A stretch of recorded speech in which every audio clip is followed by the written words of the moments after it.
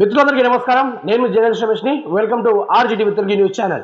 Neat భారతదేశంలోనే విద్యార్థుల కళను సాకారం చేసుకోవడానికి, ప్రతి ఒక్కరూ ఎంబీబీఎస్ డాక్టర్లు కావడానికి ఏకైక మార్గమైన ఎగ్జామ్ నీట్ ఎగ్జామ్. అయితే మరి దాంట్లో కూడా నరేంద్ర మోడీ పూర్తి స్థాయిలో ఆ పేపర్ని లీక్ చేయడం జరిగింది. ఆ పేపర్ లీక్ చేయడంతో 24 లక్షల మంది దేశంలో ఉన్న యువత ఎవరైతే నీట్ కోసం ప్రిపేర్ అవుతా ఉన్నారో వారి యొక్క జీవిత ఆశల్లోనూ నిప్పులు చెరిగింది ఈ బీజేపీ పార్టీ. మరి ఇంతకుముందు కేసీఆర్ ప్రభుత్వం గ్రూప్స్ ఎగ్జామ్ అప్పుడు పూర్తిస్థాయిలో లీక్ చేయడం జరిగింది. ఈ రోజు చూసుకుంటే మాత్రము నరేంద్ర మోడీ తన ప్రమాణ స్వీకారం చేసే రోజు ఎలక్షన్ కోడ్ దగ్గరలో ఉన్నప్పుడు ఆయన పూర్తిస్థాయిలో ఒకటే సెంటర్లో 720 మార్కులు రావడం అయితే జరిగింది. మరి విద్యార్థులను ఆశలను చెరిపి తమ తల్లిదండ్రులు పూర్తి స్థాయిలో ఆటోలు రిక్షాలు దొక్కో కష్టపడుకుంటూ రాత్రి పగలు చూడకుండా బిడ్డ ఎంబీబీఎస్ అవుతుంది, ఎంబీబీఎస్ సీటు కొడితే మనకు పేరు వస్తుంది, పేరు ప్రఖ్యాతి, మన కూతురు కూడా డాక్టర్ అవుతుంది, మన బిడ్డలు కూడా డాక్టర్ అవుతారని తల్లిదండ్రులు రాత్రనక పగలనక కష్టపడుకుంటూ ఆ డబ్బులు అప్పులు సప్పులు చేసుకుంటూ ఎంబీబీఎస్ నీట్ ఎగ్జామ్ కోచింగ్ నీట్కి ప్రిపేర్ చేస్తున్నప్పటికీ తీరా ఎగ్జామ్లో పోయి అటెంప్ట్ చేసే టైంలో బైక్ మార్కులు తెచ్చుకొని చీటింగ్లలో పేపర్ బయటపడి పేపర్ని లీక్ చేసేసి ఆ లీక్ చేసిన పేపర్ని పూర్తి స్థాయిలో బైక్ నింపేసుకొని జాబులు కొట్టే ప్రఖ్యాతిగాంచేలా చేసింది మన నరేంద్ర మోడీ గారు. అయితే మరి నరేంద్ర మోడీ పరంగా చూసుకుంటే ఇటువంటి నాయకుడు లేడు, ఇటువంటి నాయకుడు ఒక్కడే ఉన్నాడు, ఇటువంటి నాయకుడు అవతార పురుషుడు అనుకుని చెప్పిన ప్రతి ఒక్కరూ ఈరోజు అదే నరేంద్ర మోడీని దేశించుకునే పని మాత్రం చేసిండు. నీట్ ఎగ్జామ్లో పూర్తి స్థాయిలో స్కామ్ చేసింది ఎవరైనా ఉన్నారా అంటే బీజేపీ గవర్నమెంట్. దానికి తగ్గట్టుగా నరేంద్ర మోడీ అని చెప్పుకోవచ్చు. NEET 2024 scam, NEET paper leak అని ఒక ముచ్చటైతే వచ్చింది. ఇక చూద్దాం. నీట్ 2024 భారీ స్కామ్, పరీక్ష ముందే పేపర్ లీక్. ఇక పరీక్ష ముందే పేపర్ లీక్ అనేది విద్యార్థులు దేశం మొత్తం ఏకమై కొట్లాడినా కూడా ఈ నాయకులు మళ్ళీ అధికారంలోకి వచ్చినా కూడా ఇదే పని చేసుకుంటూ ఉంటారు. అట్లా ఏర్పడుతుంది ఇక వివాదాస్పద ముచ్చట్లయితే. ఒకేసారి 67 మంది విద్యార్థులకు ఆల్ ఇండియా ఫస్ట్ ర్యాంక్. ఒకే ఎగ్జామ్ సెంటర్ చెందిన 7గురికి 720 మార్కులు అంటే ఇది మామూలు ముచ్చట కాదు. 67 మందికి విద్యార్థులకు ఆల్ ఇండియా ఫస్ట్ ర్యాంక్ అంటే ఇది ఎక్కడైనా ముచ్చటనా? ఇది చెప్పదగ్గర ముచ్చటనా?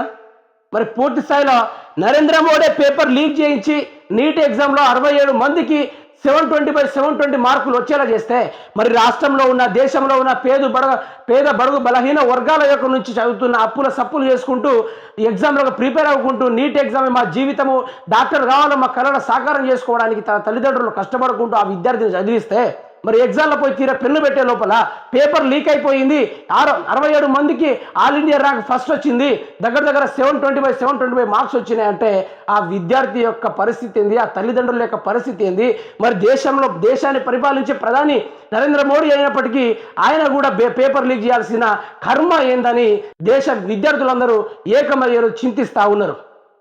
మరి ప్రధాని ఆడికే హిందూ ముస్లిం మధ్యలో కలహాలు రేకెత్తించినందుకు ఆయనకు వారణాసిలో కొట్టిన దెబ్బ ఇప్పటిదా కోలుకోలేని ఉన్నప్పటికీ విద్యార్థులను కోలుకోకుండా చేసింది ఈ నరేంద్ర మోడీ సర్కార్. అయితే అదే సెంటర్లో 163 సరైన సమాధానం రాసిన జాన్వి అనే విద్యార్థినికి 720 మార్కులు, తెలంగాణలో ఒక్కరికి కూడా దక్కని టాప్ 5 ర్యాంకులు, జూన్ 14న రావాల్సిన ఫలితాలు జూన్ 4న ఎన్నికల కౌంటింగ్ రోజే రావడంతో తలెత్తుతున్న ఎన్నో సందేహాలు. ఇక్కడ కథ ఏముందంటే ఇక నరేంద్ర మోడీ కాడ రిజల్ట్ తేలినట్టుంది. ఇక ఆయనకు సపోర్టెడ్గా కొన్ని వర్గాలు అయితే ఉంటాయి కదా, ఆ వర్గాలకు తగ్గట్టుగా జూన్ 14కి రిలీజ్ చేయాల్సిన ఫలితాలను జూన్ 4 రోజున ఆయన అయితే విడుదల చేయడం జరిగింది. మరి దీని వెనకాల కుట్ర కూడా ఏం దాగి ఉంటుంది? ఏముంటుంది?